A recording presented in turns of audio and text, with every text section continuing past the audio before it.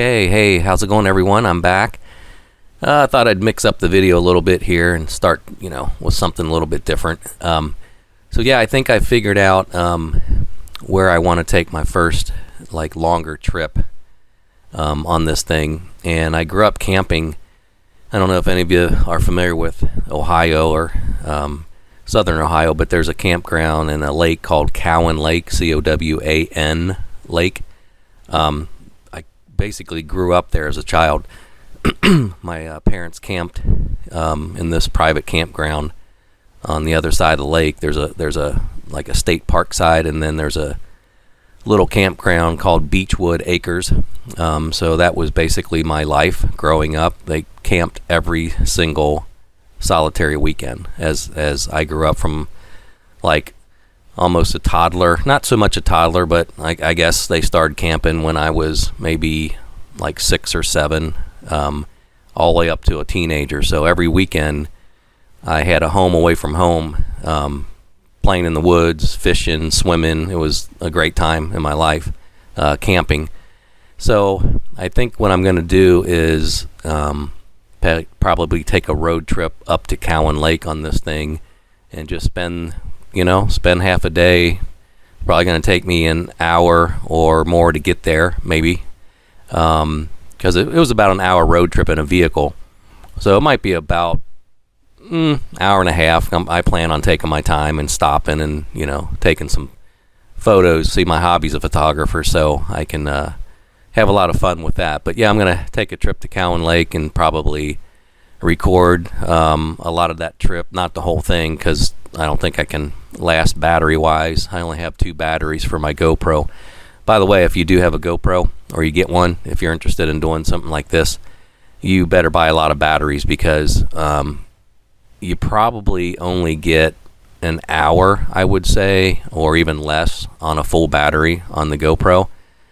So with that, I knew that going in, so I bought an extra I only have 2 batteries, so I hear some people have a half a dozen, and they just charge them all before they go on these trips because it really goes through the batteries quick, at least on the GoPro that I have, which is I think I have the GoPro 6 Hero Black, but I think some of the newer ones, like the Max and some of they come out with one every year, and you pay the price for it because they're expensive. So that's why I got, because it's still 1080p. It does a great job. It'll even do 4K, but I tell you, trying to render a 4K video is insane. So all that stuff takes money and computer juice and all that stuff. So I have 16 gigs of RAM on my computer, which is just, bare minimum to render the videos that I do. But it gets the job done. Any more than that, I'd have to completely get a different computer and start putting some money into it.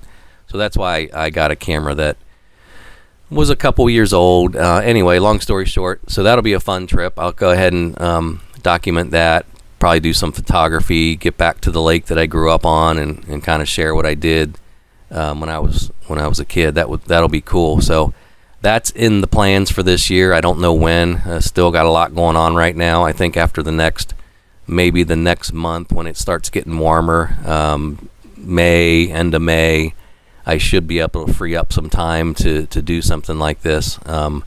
I really envy the people. I follow a YouTube channel, several YouTube channels, where these guys just seem like, wow, they have all the freedoms in the world. I'm like, how in the hell do you guys pull that off? That is amazing. The guys with the multiple bikes and, spending all the money, and seems like every weekend they're going on a road trip with their buddies, and yet they're married with kids. Like, what? How do you do that? It's kind of like, can you share your secrets? Maybe they just do it and they don't give a shit. I don't know. But, I have a lot of respect for the wife and, being home and taking care of the homestead and things like that. So I'm just one of those people by nature that I don't just drive away every weekend and say, see you later, good luck, but I guess there's a lot of guys that do that, whatever. So a little envious, as you can tell, with that kind of thing, because I don't get the chance to have that freedom because there's so much other responsibility that you got to do around a house. How it is when you own a house, all the honey-do list, and especially with spring and stuff coming up and grass and weeds and, yep, a lot of fun, man. But I'll get the opportunity to go sometime. Anyway, look for that coming out probably in the next month or two. I don't have the luxury of taking these 2-day, 3-day camping road trips every weekend like some people do, but that'd be nice. Maybe one day, but right now, not going to happen. So you get what you get. But yeah, this ADV is great. You can see I'm on a 45 miles an hour zone right now, and it's keeping up with traffic totally fine, no problem whatsoever. I think the road going up to the lake that I'm going to take there's some stretches where it's 55. So that'll be kind of interesting. I just got to get out of that phobia of worrying about somebody behind me. If I get somebody that's creeping up on my tail, going 65, 70 on these, country back roads, well, they can just go around me. The problem is you got to be careful because you got to maintain your lane.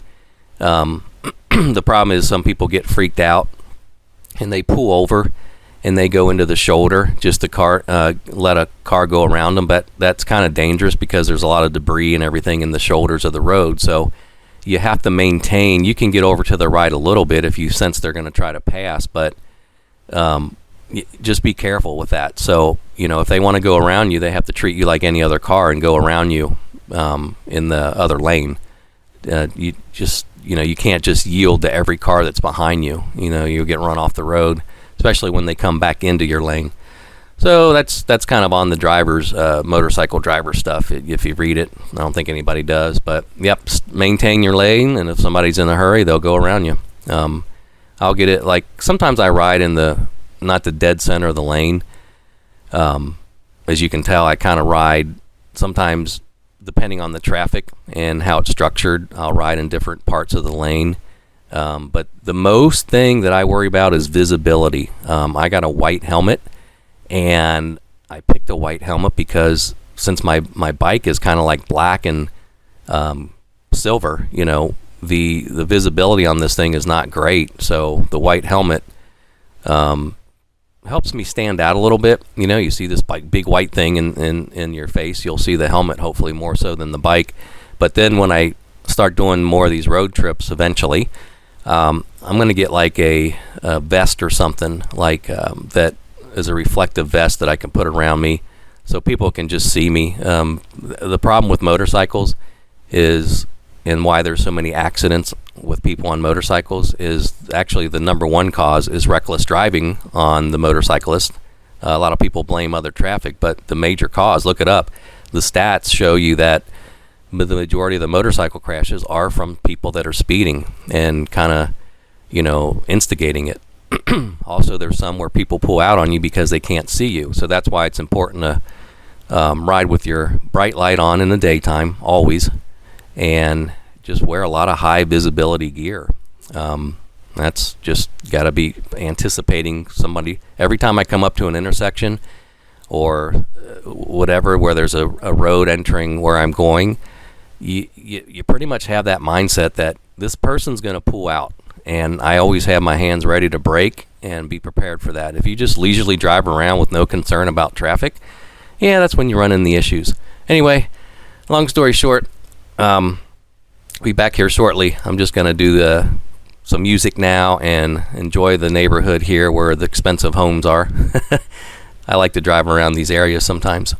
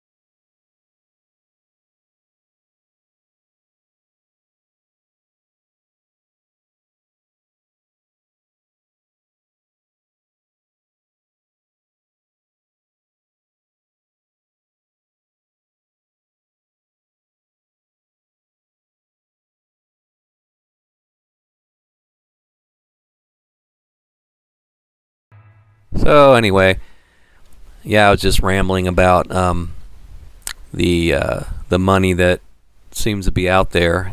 Tell you what, when you go through neighborhoods like this, you kind of hard to convince me that COVID's affecting anybody in life, but so yeah, money sometimes just appears to be attracted to certain people somehow or another. I don't get it, but it's interesting that you ride through these neighborhoods where these homes are, 400, 500, 600,000. Then like, oh my God, what do these people do for livings? Either they're executives or own companies, but there's a hell of a lot of them. I gotta say, there's a heck of a lot of people either high head over heels in debt or just make some serious jack, and I don't get it. But keep in mind, most people have dual incomes nowadays.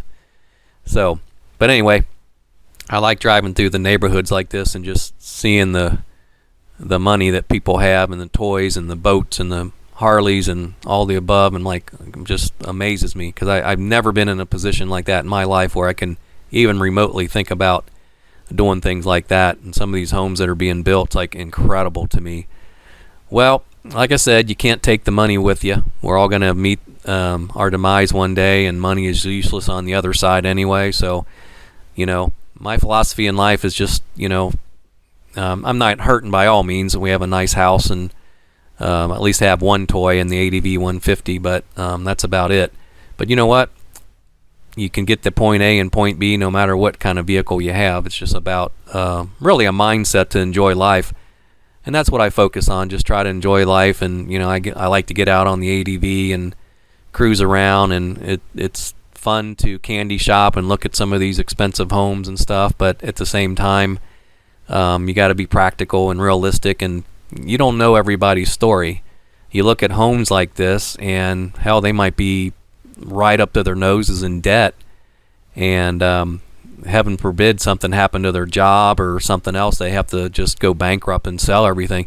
And there's a lot of people that live that way, right on the edge. But then I also have that mindset, we're all gonna, like I said, we're all gonna croak one day anyway, so you may as well enjoy it while you're here. And I think that's what a lot of people think, like, hey, if I can afford to keep my house and the roof over my head and just be strapped to the monthly payment and just be able to keep up, I'm going to do it, because why not? And I agree with that. So there's two sides to every story, but still, it's a scary thing when you go into that much debt, and it's kind of hard to keep afloat if there is an emergency. But anyway, so yeah, just driving through the neighborhood here on the ADV 150 and enjoying some of the nicer sections of town.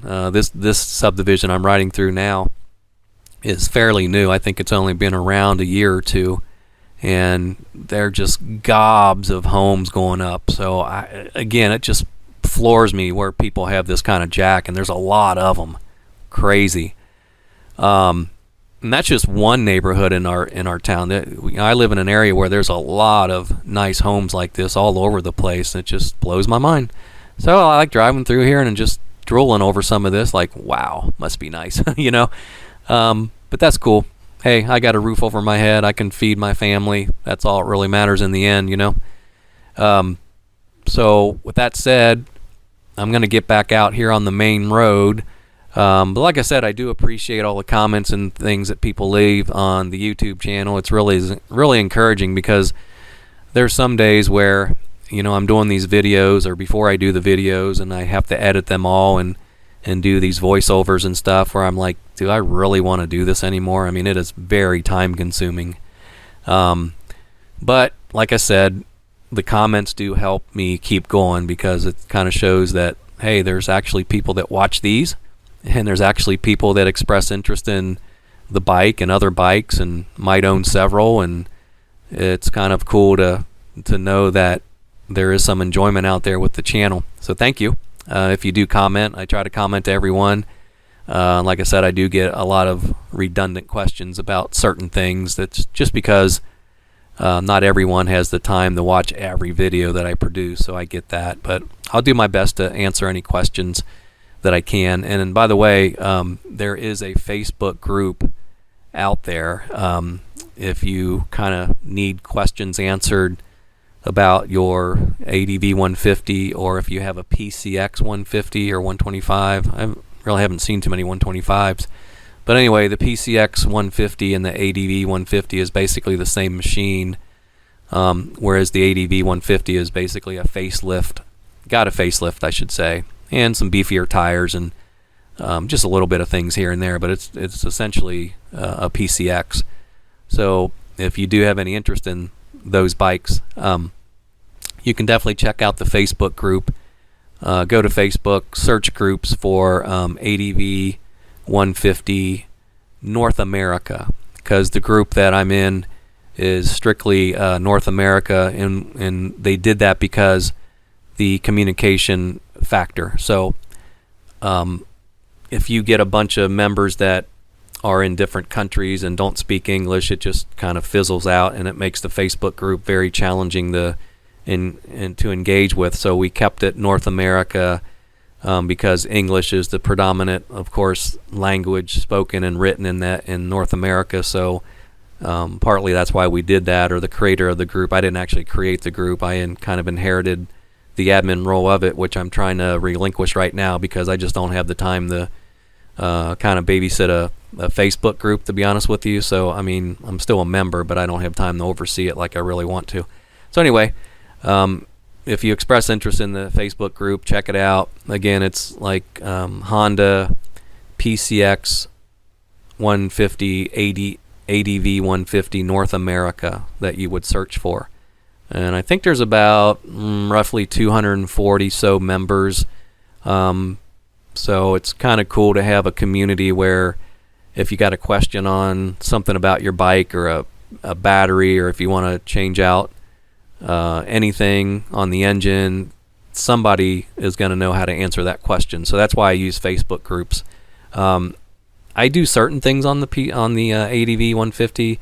I'll do oil changes and simple stuff, but I'm kind of leery to go in there and start messing with anything deeper than that. Not that it's real hard, but I've only had this for a short period of time, so I'm not really needing to do a lot on it yet. But like if you want to change out your horn, because these have little tiny like Roadrunner sounding horns that nobody can hear, there's obviously people in the group that can help with that, or point you to the best thing is Facebook. Not Facebook, YouTube. I do a lot of YouTube searches because, believe it or not, YouTube is the second largest search engine out there. So more and more people are searching YouTube for video content to kind of explain how to do things. I learn everything on YouTube. It's amazing. It's a great platform. So if you want to change like your horn on this bike or something, just search YouTube on how to replace a horn, ADV 150, and sure enough, someone's probably done it, or half a dozen people's already done it. And that's how I learn my stuff. But the Facebook group is really good for kind of just chiming back and forth with people that you can talk to in English who own the same bike or a similar bike that can share their experiences. And just it's a little bit different platform than like YouTube, where you're just watching an instructional video. So you kind of have to use both sometimes. Anyway, enough of rambling for now. Be back here shortly.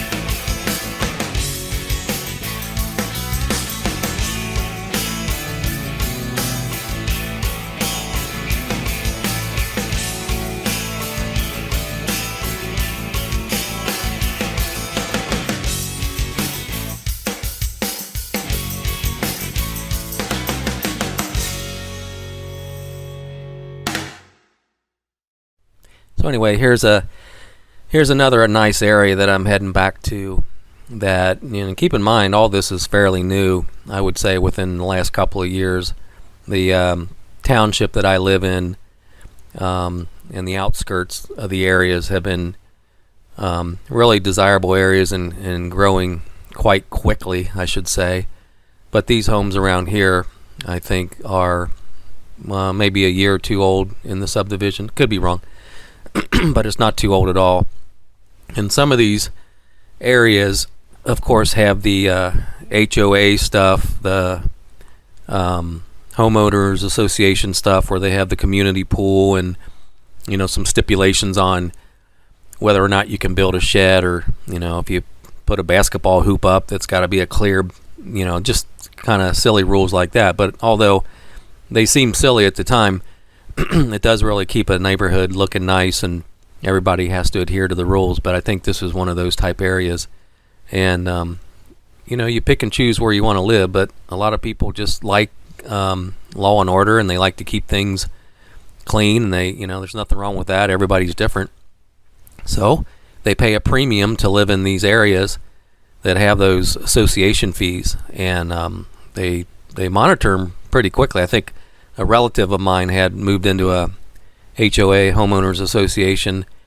I think I'm saying the wrong acronym here, but they moved into one of those neighborhoods, and then I think put up a basketball hoop or something, and the backboard wasn't clear. It was just white. They made him tear it down. They made him replace the whole thing because the rules clearly stated that it had to be a clear backboard, believe it or not. So I guess there's different places that have those rules in place, and they are more laxed versus others, but around here I've heard it was pretty strict. So people have to follow the rules if you want to live in that kind of community. But yeah, anyway, I'm just rambling on. I'll keep this shorter, this video, but hate to beat a dead horse, but I need to stretch my legs and get out away from the city and my community so I can start showing you guys some of the rural areas that I like, or that I should be getting to here shortly. Like I said, I'm going to go up to the lake here probably in the next month or so, maybe. And because keep in mind, these trips are going to take half the day, and I'm literally that busy all the time where it's kind of hard to get away for half a day, honestly. So I bought this bike on the pretense of getting out there and getting some stress relief, and now I'm finding it difficult to even get on it and ride anymore. And partly that's me, partly just because of the obligations I have. My job's very busy, and then at night I've always have something to do, it seems like, or somewhere on the weekend to go for this or that. So it's a little challenging, and not to mention it hasn't been nice really yet here in the Cincinnati area, except for the last month or so. So the plan anyway is to get the bike, and stretch my legs out and do some day trips here coming up in the late spring and early summer. So with that said, I guess I'll cut this short. Just rambling, just driving, but this, as far as back roads, is about as nice as it gets unless I really start driving away, because I live in a very highly density area where there's a lot of people. There's just a lot of homes, a lot of people, as you can see. And I have to drive or ride. I keep saying drive, sorry. I have to ride probably a good 20-30 minutes to get away from anything, because it's just such a Cincinnati is a big city, and we just live in the suburbs, but it just never ends. There's homes and a lot of people in this city. So I'll get out there, I'll stretch my legs, I'll get out, maybe a half hour or so out of the way, and then start getting into some more country roads and stuff. I have not even done that on this bike, maybe once when I rode a group ride with some others. So I really need to do that. Getting a little tired of riding around the subdivisions, and you're probably getting tired of seeing houses. So we'll see what we can come up with. But again, thanks for the comments on the YouTube channel. Keep them coming. Kind of motivates me to keep going. Like I said, it's just a hobby, and it's a very time-consuming hobby. So if any of you are thinking about, creating your own YouTube channel and putting the time and effort into it, just know it takes a lot of time. And I'm not trying to discourage anyone, but just you have to understand going in that, you can't just slap something together. And, I use several different softwares and audio processes and, over the video, and it's dubbing everything, and it's not complicated, but it just takes time. I think the most complicated thing is actually, believe it or not, rendering the video. On a video this long, if it's 30-40 minutes, it might take 4 or 5 hours to actually render the video, and that's with a pretty beefy system that I have. So you got to have the tools, you got to have the computer power, you got to have the RAM. Like I said, I have 16 gigs of RAM, and it still takes me 4 or 5 hours to render a video that I make. So keep it in mind. Anyway, thanks again, guys. Make sure you leave a comment or two, and then you guys be safe out there.